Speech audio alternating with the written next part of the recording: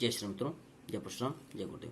मित्रों, आज मैं जानकारी लेके आया हूँ नवरात्रि में हमें कौन कौन सी चीज़ें अपने घर में लानी चाहिए, जिससे हमें माँ भगवती की पूर्ण कृपा प्राप्त होती है, हमारे घर में सुख समृद्धि बढ़ती है, हर प्रकार के कष्टों का निवारण होता है। ये जानकारी शुरू करने से पहले मैं आप सबसे निवेदन करना चाहूँगा, जो इस चैनल में पहली बार नए हैं, यदि उनको जानकारी अच्छी लगे तो कृपया मेरे चैनल को लाइक कीजिए, शेयर कीजिए, सब्सक्राइब कीजिए। तो मैं जानकारी शुरू करता हूँ। मित्रों, सबसे पहले तो यह है कि सोने और चांदी का पहला बिंदु यह है कि सोने और चांदी के सिक्के हमें अपने घर में लाने चाहिए, जिससे क्या होता है, हमारे घर में शुभता बढ़ती है, हमारे घर में मांगलिक कार्य बढ़ते हैं, हमारे घर में ऐश्वर्य बढ़ता है। दूसरा यह है कि नवरात्रि में घर के अंदर केले का पौधा लाना चाहिए, उस केले की पौधे की पूजा करनी चाहिए, जिससे हमारे घर में सबको सद्बुद्धि प्राप्त होती है।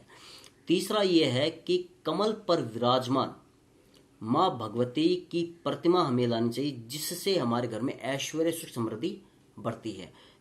चौथा यह है कि मोर पंख होता है, उसे हमारे घर में लाना चाहिए, जिससे हमारे रोगों से मुक्ति मिलती है और जो बुरी नज़र है वो भी हमारे घर से दूर होती है। मतलब दोनों लोगों की बुरी नज़र भी हमारे घर में नहीं लगती। और उस पूजा घर में ही हमें मोरपंख को और अपने जो कमल पर विराजमान माँ भगवती की प्रतिमा है उसको हमें पूजा घर में ही लगाना चाहिए।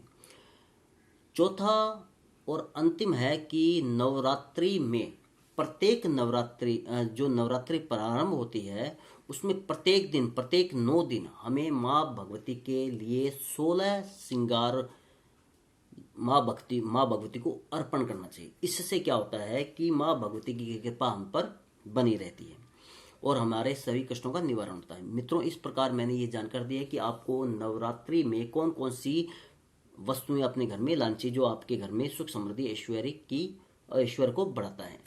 तो यदि ये जानकारी अच्छी लगी तो कृपया मेरे चैनल को लाइक कीजिए, शेयर कीजिए, सब्सक्राइब कीजिए। जय श्री राम, धन्यवाद।